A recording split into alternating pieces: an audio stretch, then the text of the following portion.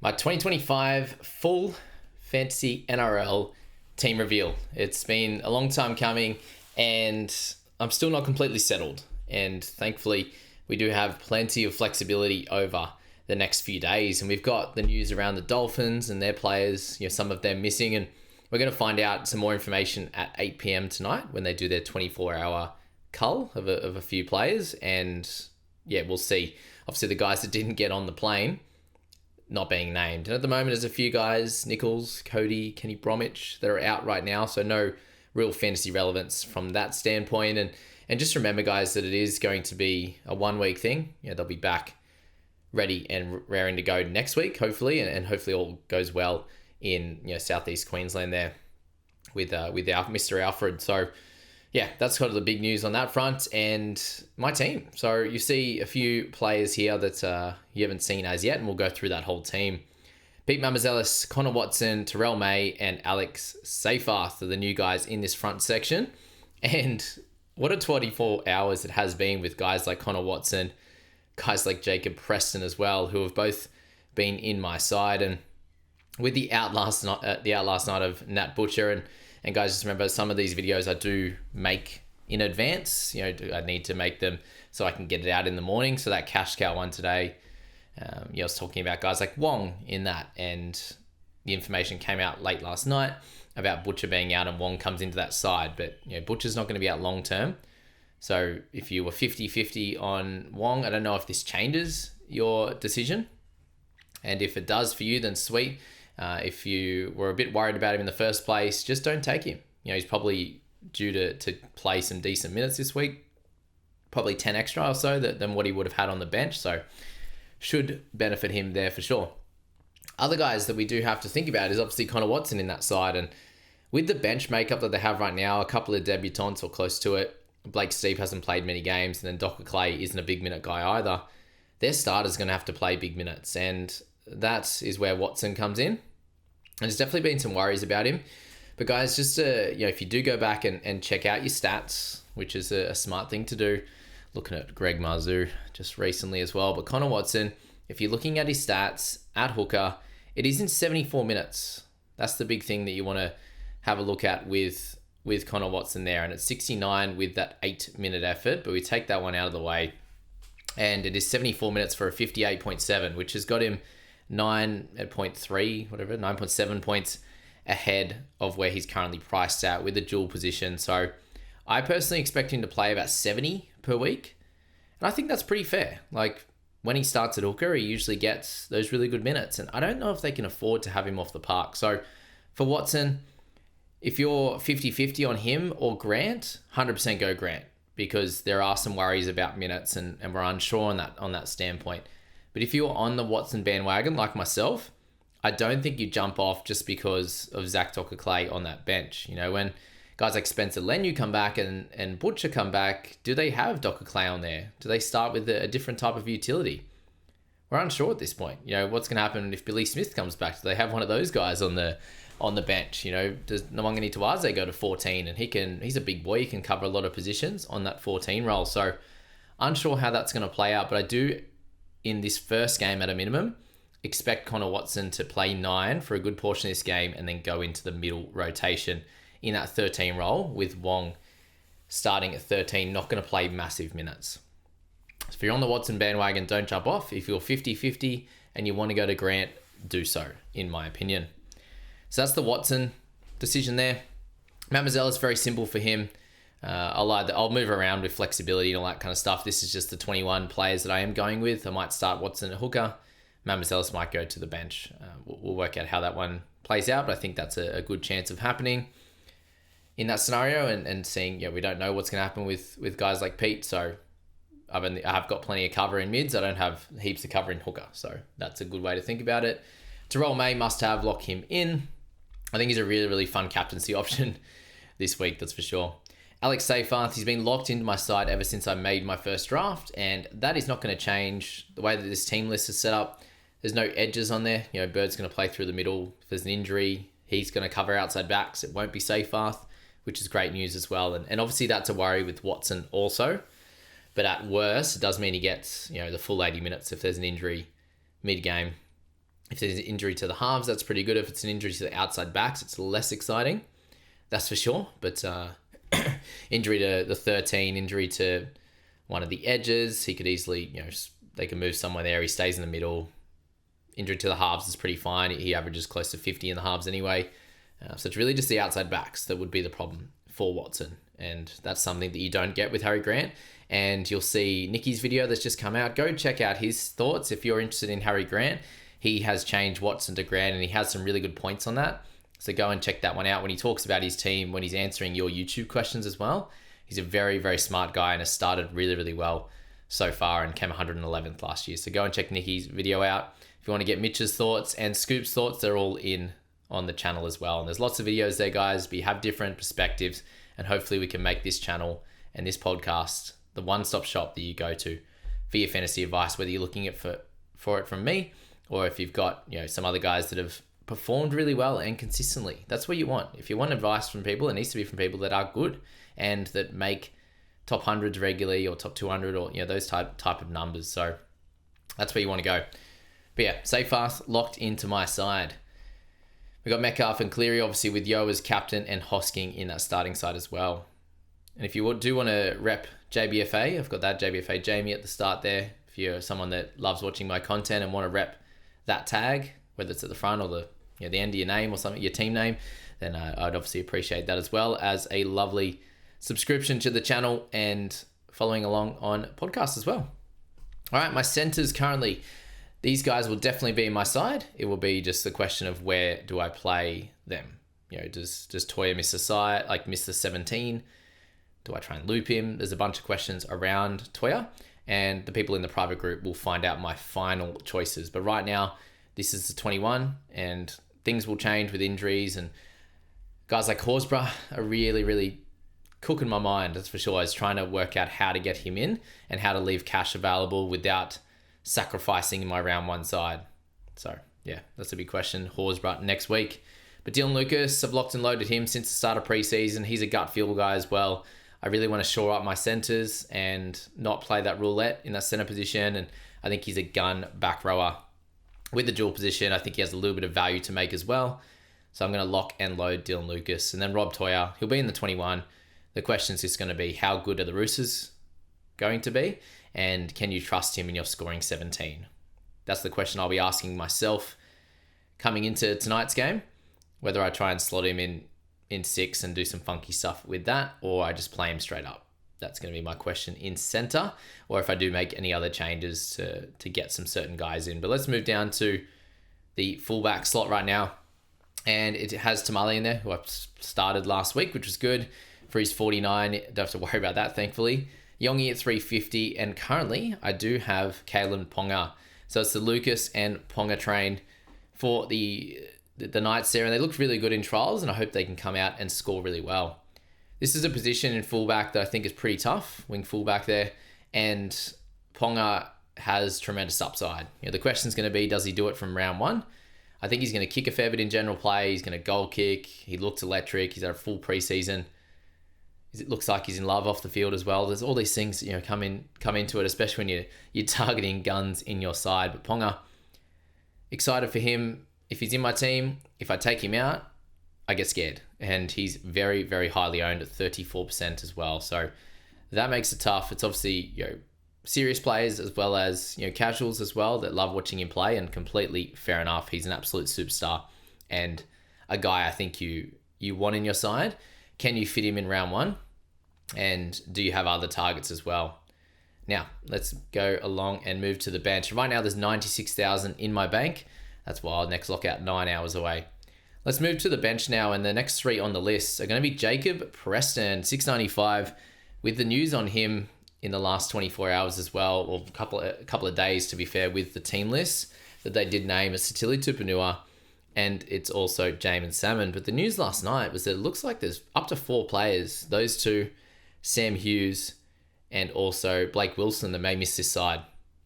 And that's a bit worrying long term, I think, for Preston. But for round one, if those guys are out, they're the potential edges that could take some minutes from him. I do expect 80 minutes out of him, and I do expect him to play really, really well. I've seen a lot of people go cold on him. I just think he's an absolute jet. If he can get anywhere near that 80 minutes, for me, it's hard to leave that out in round one now. I was tempted to change him, and I'll talk through some of the options as well, like Jaden Campbell, who currently isn't in the side.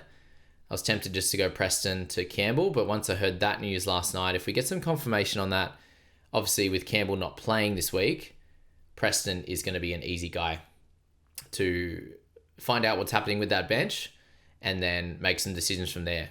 And in round two, we should expect Josh Curran to be named on that bench, which takes away another edge potential guy, in my opinion, unless they take out Harry Hayes as that straight up bench middle.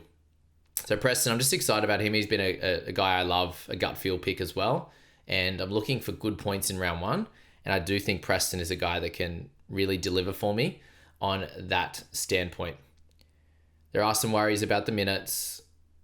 We know that if he plays anywhere near 80, it's crazy. It's near 60, and I think he's improved from last year as well. He even said himself he didn't play that well last year. So I think there's heaps of upside if he gets near that, but the question's going to be, does he play 67 a week and hit you somewhere in the early 50s, which is fine, but in that scenario, if I do own him and start with him in round one and it looks like he's going to get some less minutes or he plays less minutes on the weekend with their team a little bit decimated, then that would be some worries, and it would push me maybe to try and go for the upside in terms of value and obviously points as well with guys like Horsburgh. So this one's fluid and we'll see how it goes. And as I said, I'll update everyone in the private group. If you're interested in the private group, guys, it's all down in the description, the information on that one. There's prizes and everything available too. This can be the last day to get in for a lot of the prizes. You need to be in before round one for overall for the head-to-head knockout that starts in round two, all this good stuff there. So consider that, but you can also join the private group just to hang out with everyone and get my advice and get my late changes and my late thoughts and all this sort of stuff across the weekend's games, because we want to stay flexible to get things right. Davi Mawale, been talking him up all year as my breakout middle. Nafahu White currently isn't in the side, and I think with that bench for the Roosters as well, with Lenu out also to begin the year, I think White starts tremendously well, and it's kind of the Mawale White kind of scenario at the moment at that price point. Guys like Kelmore Tuolangi as well, who aren't in my side right now. I want to lock in some points early, get off to a good start, get the cash rolling in the right direction, and I think Davi should be able to play some pretty good minutes on the weekend and make some money.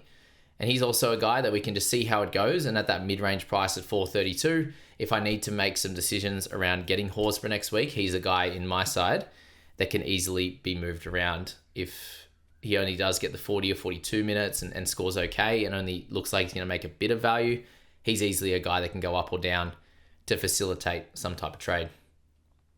Jamie Humphries, he's in my side. He has my name. I love him. Gun player.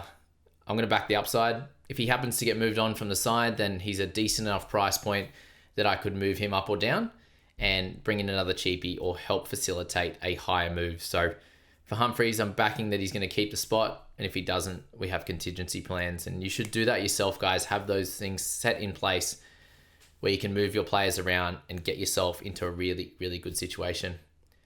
Someone in the gun mids and edges that I'm a little bit worried about scoring tremendously well with the bench that they picked up is Jermaine Hopgood. Right now, he hasn't made my side either, and I think that he should be really well considered in your teams going forward. There's plenty of good things going for him, and I definitely think that he could be a great guy for your side.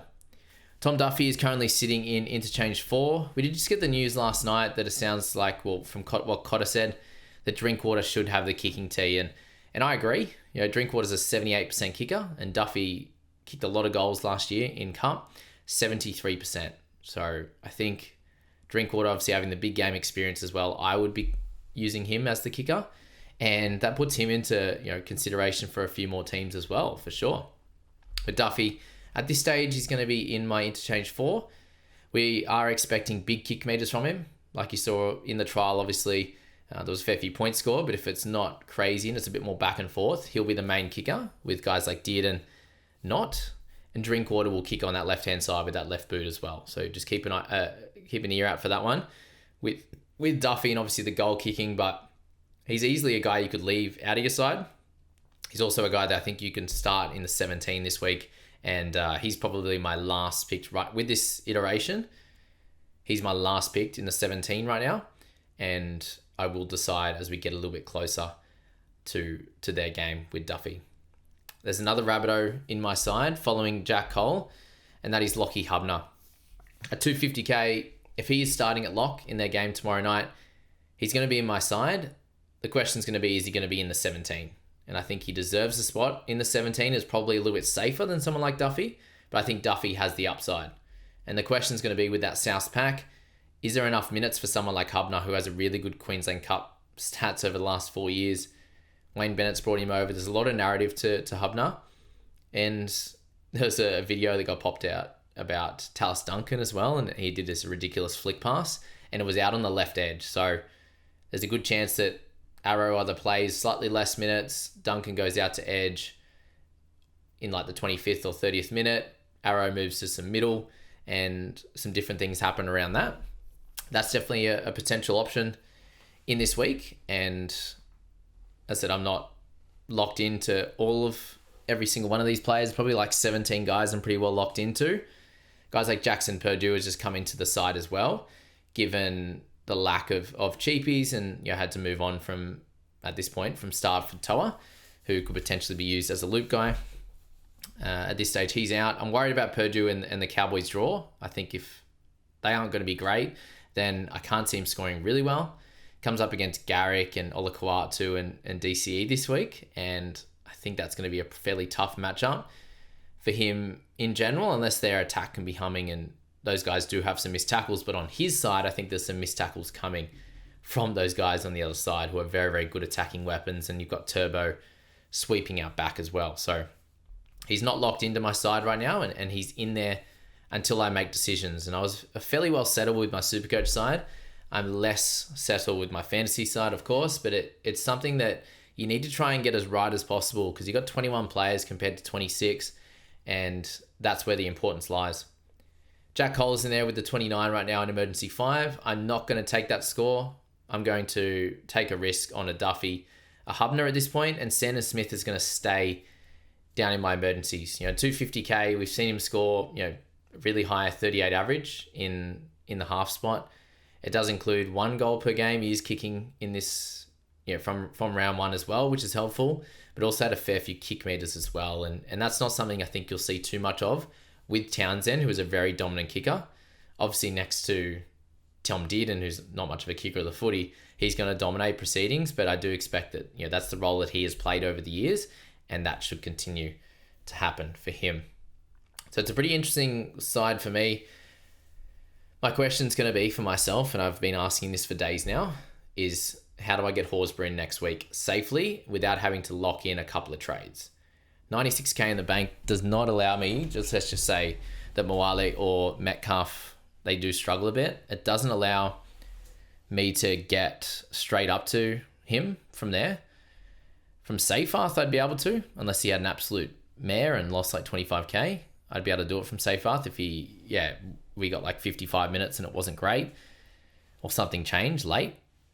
That's cool. Ponga could be changed. Preston could be changed. Moale could go down to a cheapie and we just play Hubner. But how many cheapies do we want? I've been really excited on Riley Smith. He's definitely in my potential plans as well, and is in my thoughts for next week if things don't go well or if Humphreys goes back to 14. If he gets switched late, he could go down as well and gives me some cash for next week. I really want Campbell. I think he's going to dominate this year. So there's not too many extra guys. Like Hopgood I really want, but again, you can't have everyone. There's not too many guys that stand out as a ridiculous amount of extra players I want in my side. And there's probably going to be an injury to a gun, which just allows me to go to a Campbell. Allows me to go to Horsburgh really easy. There's lots of things like that can happen. But that's the thing, and that's why I'm going to take it game by game, see if anyone gets a concussion, see if anyone gets injured of my players and different things like that, because when you have the unlimited trades throughout the weekend for guys that aren't locked in, you really need to take that opportunity to do the best things you can with your side to get the best 21 possible. And yeah, that's the main gist of it. Horsburgh I think is going to be too important with those minutes. He should make 150k or so at minimum, especially with Tapani out the next few weeks as well. Like, he could go to really big minutes. Probably see Trey Mooney come back into the side. So frustrated that I didn't end up going for that one. I could just maneuvered my side around, which, as you can tell here, the way I'm talking, I'm finding it very, very difficult to maneuver some players around the side. And that's what I was looking at with Horsburgh. It was like, well, if I brought him in, I'd have to drop a Preston or, a guy that I really like. I'd have to drop Ponga down. Like, those two, I'm like, oh, do I really want to do that? Like, I think these guys can be up near 60-point scorers. And how are you going to improve too much on that? There's only a few guys that can go 60 plus in this league. And, Campbell, Hopgood, these type of guys, in my opinion, can do that. And then, do I want to drop some other guys? Do I want to go an extra cheapie from Mawale? Do I want to drop down Humphreys? There's guys like Jack Bird that aren't in my side right now that I think can do pretty well. 45 to 55 minutes through the middle, potentially covering edge or centers or halves or whatever happens in that side with the Tigers. There's lots of questions, and we'll see what happens with the lineup for Hosking as well next week. We don't know. So, maybe Hosking, it goes back to the bench, or Matty Nicholson starts, or we're unsure at this point how that's going to play out with him, with Mr. Hosking. But we'll find out. There's probably going to be a concussion. There's probably going to be a suspension. There's probably going to be an injury, something like that to one of my guys, and that might help make my decision. But until that, we don't have any of that information, and I have to roll out with this squad, which I am happy with. It's just going to be, do I need to lock in 2 trades that I'm, if everything goes well, I think that's great. Obviously, if there's no like real struggling or underperforming guys in my team, then I've had a really good round one. Obviously, Metcalf has underperformed, but the other guys have had a pretty solid job. We could lose Cole. We could lose Purdue next week. These are all things that could happen. But if everything goes pretty solidly, then I have to make pretty tough decisions to get Horsburgh in. And so that's where it's like, do I just spend that little bit less money downgrading someone, leave a couple $100K in the bank, and then I've got an easy situation next week to be able to get Horse or be able to get a Campbell in the next month or something like that and set things up. So that's the joys of this game and the strategy around it. And I do hope that this helped you guys in potentially making your decisions around your round one side. Please do not copy this. It seems silly to do that because I will end up inevitably changing things over the weekend, and then it's like, oh, you changed your mind. Well, yeah, that's how it goes. That's how it goes, guys. And so the private crew will find out all that information just because I've got easy channels to let them know. And if I did make any changes post-game in my reviews on tomorrow morning, Saturday, Sunday, and obviously Monday morning there, you'll get to know that. And I do my team reviews every single week. For those that are new to the channel, on Mondays, you'll get that review from me, and I'll deep dive into everything and make this a big learning experience for some people that are new as well. And if you are here and have been long term and you've been learning plenty from me, I absolutely appreciate that. You guys are awesome. As we said, we hit 5 million views the other day. So I imagine you guys have contributed to a lot of that, especially if you're at the back end of this video. So a big thank you for that. This is my final video heading into the official round one on Thursday. I can't wait to see how everything goes, and I hope it works out for you really well.